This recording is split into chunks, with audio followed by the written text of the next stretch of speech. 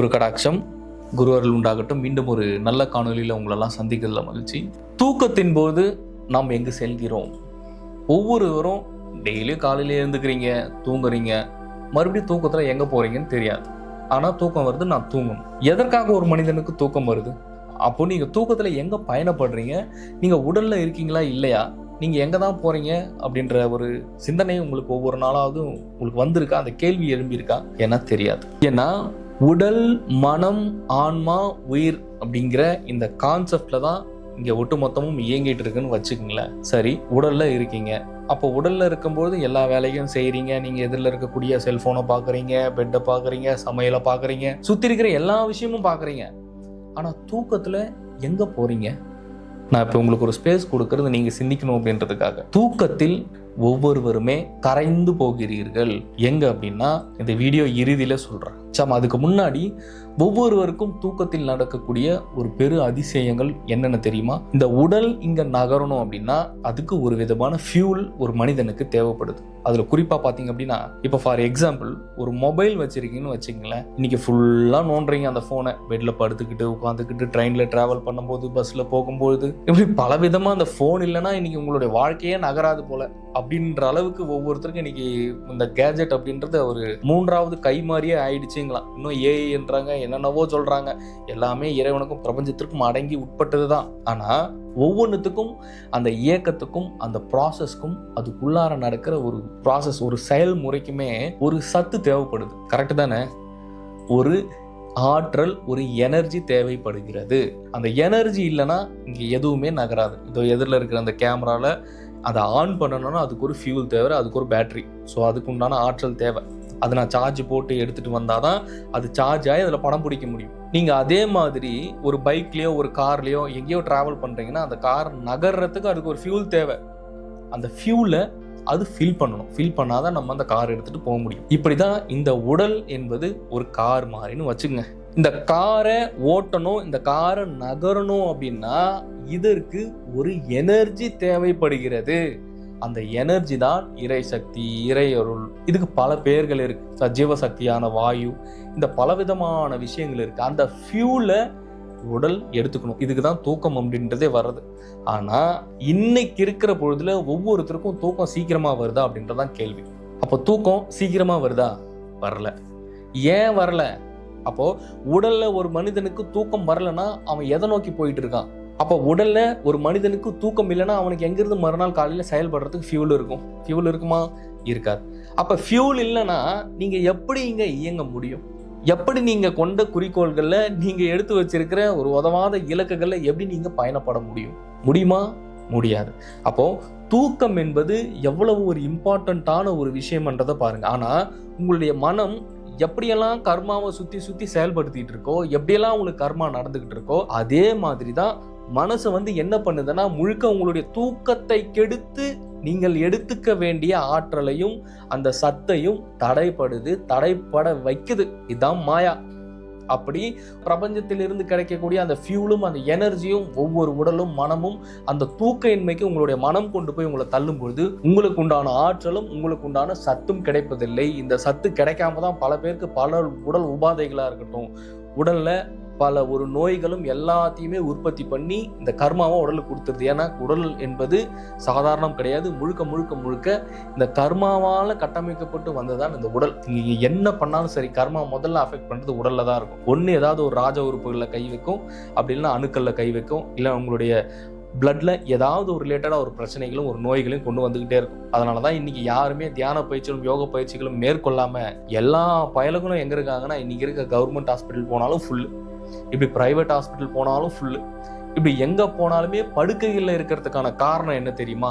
உங்களுக்கு உண்டான தூக்கமின்மையும் உங்களுக்கும் பிரபஞ்சத்திற்கும் இருக்கக்கூடிய அந்த அலைகளும் அந்த எனர்ஜிஸை நீங்க ரிசீவ் பண்ணி வைக்காம முழுக்க உங்களுடைய நேரத்தை விரயம் செஞ்சு உங்களுக்குள்ள இருக்கின்ற ஈகோல உங்களுக்குள்ளார இருந்து வரக்கூடிய கோபம் நீங்கள் சேர்த்து வைத்த எல்லா பிராண சக்தியுமே வெளியே கொட்டி உங்களை செயல்பட விடாம தடுத்து முழுக்க வினைகளுக்குள்ளார நல்லா அதை முக்கி, இந்த துணியை துவைப்பீங்கல்ல, இந்த பக்கெட்டுக்குள்ளார துணியை அழைக்கும் போது முக்கி எடுப்பீங்க பாத்தீங்களா?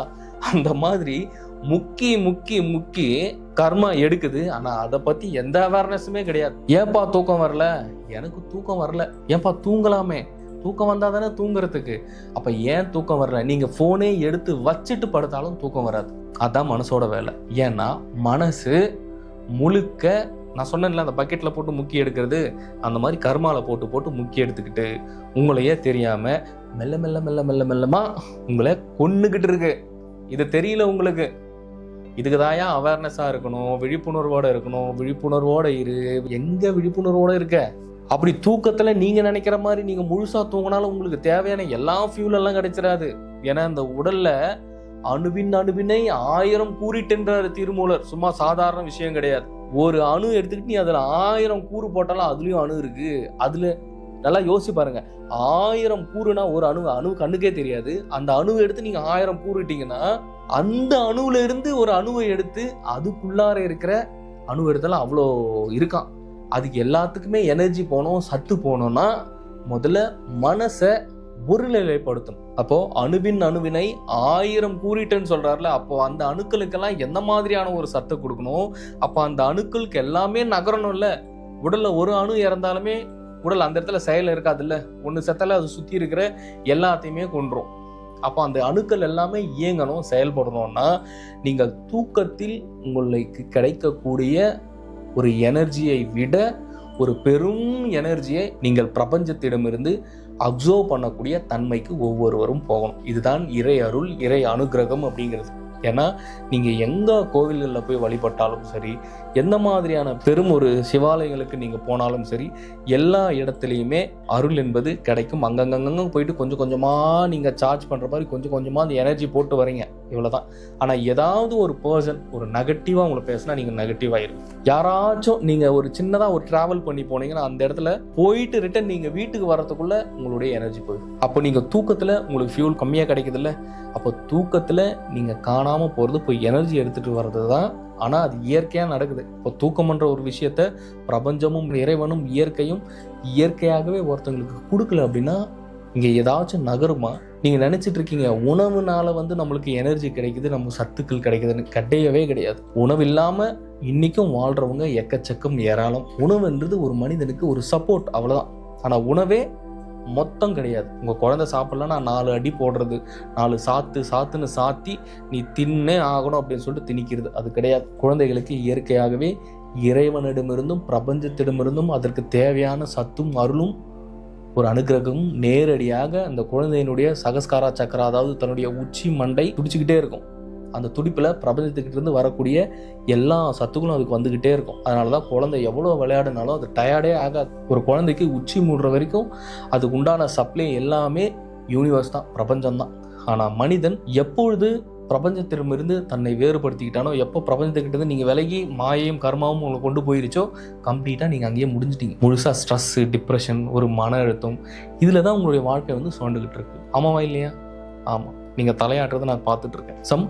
இப்படி ஒவ்வொருத்தருமே வாழ்க்கையில் இந்த மாதிரி ஒரு சூழல்களில் தூக்கத்தில் எங்கே போகிறனும் தெரியாமல், என்ன வாழ்க்கையில் நடக்குதுன்னு தெரியாமல் அப்படியே எழுந்த உடனே நீங்கள் கொண்டு வர 100% சார்ஜ் போட்டுட்டெல்லாம் நீங்கள் வரலை. நீங்கள் அப்படியே தூங்காமல் தூங்கி சுகம் பெறுவது எக்காலம் அப்படின்ற நிலைக்கெல்லாம் போயிட்டு நீங்கள் சக்திகளையும் எனர்ஜியும் பேராற்றலையும் நீங்கள் எடுத்துகிட்டு வரல. நீங்கள் எடுத்துகிட்டு வரது ஏதோ ஒரு துளி, அவ்வளோதான். அந்த 100%ல் 20% தான் நீங்கள் சார்ஜ் போட்டு வரீங்க. அதுவும் இயற்கையாக இறைவன் கொடுத்தது அந்த 20% சார்ஜ். அந்த சார்ஜை வச்சுக்கிட்டு நீங்கள் வந்தீங்கன்னா உங்கள் சுற்றி இருக்கக்கூடிய இந்த கர்மா சூழல்லையே உங்களால் போராடி உங்களுடைய அதுலேயும் உங்களுடைய ஈகோவை வெளியே எடுத்துகிட்டு உங்களுடைய பிராணசக்தியை மொத்தம் எதிரில் உரியறதுக்கு மாயம் தயாராக இருக்குது. ஏதாச்சும் ஒன்று ட்ரிகர் பண்ணிடும், யாராச்சும் ஒருத்தரோட கோவப்படுத்திடுவான். அப்படி அந்த கோவத்தை மூலயமா உங்களுக்குள்ளார இருந்து வெளியே உமிழ்கின்ற அந்த எனர்ஜி முழுமையாக நீங்கள் கொட்டி விட்டீர்கள் என்றால் 60, 50 இல்லை ஒரு 40க்குள்ளெல்லாம் இறைவன் உங்களுடைய சோழியை யமன் முடித்து விடுவான். இதனால தான் சொல்றது, ஒவ்வொருவருமே தவத்தை முறைப்படி குருவின் உபதேசத்துடன் தீட்சை எடுத்து பயிற்சிகளை எடுத்து எப்பொழுதும் தன்னை ஒரு பேருணர்வோடும் ஒரு பேராற்றலாகவும் ஒரு பெருந்தன்மைக்கும் ஒவ்வொருவரும் இறை அனுகிரகத்தை இறை அருளை சேர்த்துக்கிட்டே இருக்கணும் வாரி வாரி. பயிற்சிகள் மூலமாக ஒவ்வொருவரும் பிரம்மயோகம் போன்ற ஒரு உயர் ரக பயிற்சிகளை ஒவ்வொருவரும் எடுத்து தன்னை மேம்படுத்தி தன்னுடைய ஆன்மாவை ஒரு உயர்ந்த பக்குவத்திற்கும் ஒரு பேருணர்விற்கும் ஒவ்வொருவரும் கொண்டு போகும்போது எளிமையாக ஒவ்வொருவருடைய உள்ளமும் சரி உடலும் சரி அனைத்தும் சுற்றி இருக்கக்கூடிய சூழ்நிலையாக இருக்கட்டும் கர்மாவாக இருக்கட்டும் இது எல்லாமே ஒரு பேலன்ஸிங்க்கு வரும். ஸோ தூங்கும்போது சார்ஜ் எடுக்க தான் போகிறீங்க, மறுபடியும் கண்ணை விழிக்கிறீங்க, வந்து அதை செலவு பண்ணிடுறீங்க. இவ்வளோதான் விஷயம். ஸோ இன்னும் அந்த எனர்ஜி ஒவ்வொருவருக்கும் பத்தாது. இன்னும் மேலே மேலே கொஞ்சம் உடலுக்கு அந்த எனர்ஜி ஒவ்வொருத்தருமே கொடுக்கணும். பத்தாது. இருக்கிற கர்மாவை சமாளிக்கணும், சுற்றி இருக்கிற சூழ்நிலைகளை சமாளிக்கணும்னா ஒரு பேராற்றல் ஒவ்வொருவருக்கும் தேவை. நான் சொன்ன விஷயம் நிச்சயமாக நீங்கள் கொஞ்சம் திங்க் பண்ணி பாருங்கள், உங்களுக்கு புரியும். இந்த காணொலி உங்களுக்கு நிச்சயமாக பயன்படும் என்று நான் நினைக்கிறேன். மீண்டும் அடுத்த காணொலியில் சந்திக்கலாம். குருவே சரணம். குரு கடாட்சம்.